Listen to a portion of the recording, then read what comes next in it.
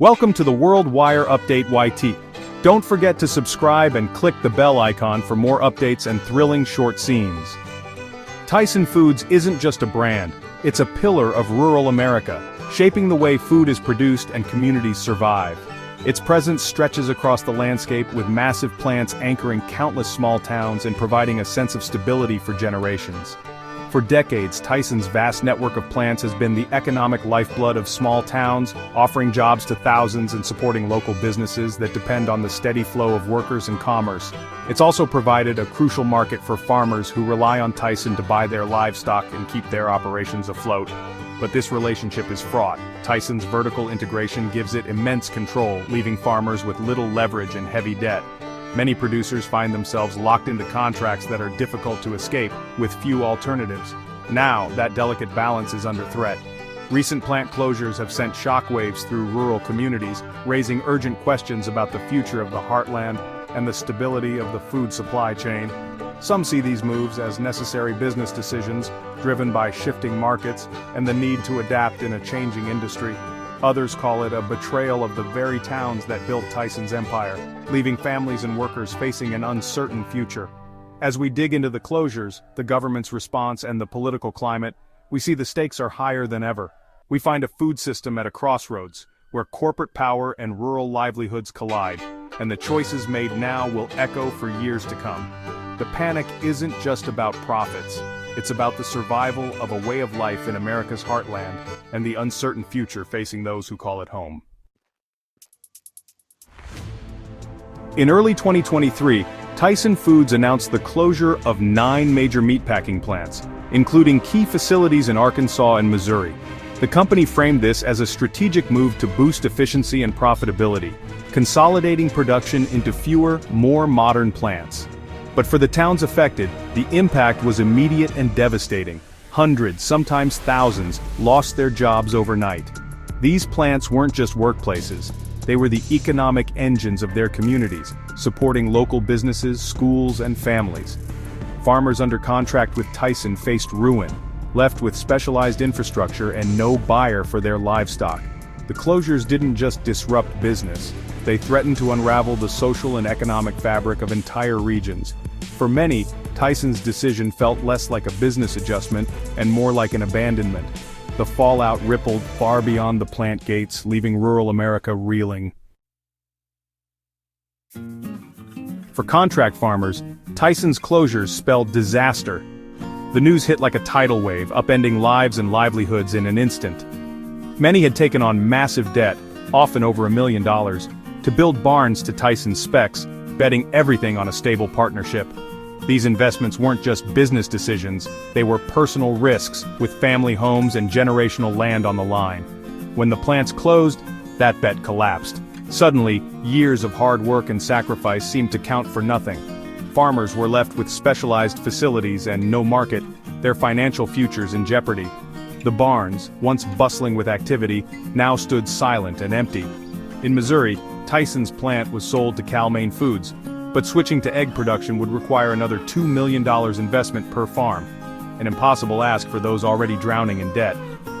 For many, the idea of starting over was simply out of reach.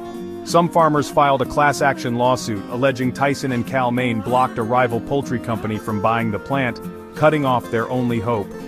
Legal battles became the last resort for families desperate to hold on to their farms. The closures devastated small towns, slashing jobs and tax revenue, threatening schools and public services. The ripple effects reached every corner of the community. Local businesses lost their customer base overnight, and families faced the prospect of leaving their hometowns behind. The sense of loss was felt in every empty storefront and every family forced to move away. The sense of community and stability vanished, replaced by anxiety and uncertainty. Neighbors who once gathered for community events now worried about their futures. The closures exposed just how vulnerable these towns were, entirely dependent on a single corporate giant. When that support vanished, so did the foundation of the local economy. The human cost is measured not just in lost wages, but in the erosion of a way of life. Generations who built their futures here now face an uncertain tomorrow. Empty barns and shuttered storefronts now stand as stark reminders of what's been lost. The landscape itself tells the story of dreams deferred. The future for these communities is more uncertain than ever, yet amid the uncertainty, there remains a quiet resilience, a hope that somehow these towns can find a way forward. The devastation didn't go unnoticed. Across rural America, the ripple effects of the plant closures were felt in every corner of the community, from empty barns to shuttered local businesses. Outcry from farmers and advocacy groups spurred the USDA to launch a formal investigation into Tyson's conduct. The voices of those affected grew louder, demanding answers and accountability. The probe centers on whether Tyson violated the Packers and Stockyards Act, a law meant to protect farmers from unfair monopolistic practices. This act, established over a century ago, was designed to ensure a level playing field in the agricultural industry. The USDA's investigation is sweeping, with thousands of documents under review, but details remain tightly guarded. Behind closed doors, officials are combing through contracts, emails, and financial records, searching for evidence of wrongdoing. At issue, did Tyson abuse its market power by closing plants with little warning and structuring sales to block competition? The sudden shutdowns left workers and farmers scrambling, unsure of what the future would hold. The contract grower system leaves farmers dependent and vulnerable, with little recourse if the company pulls out. Many families have invested everything, only to find themselves at the mercy of corporate decisions made far away.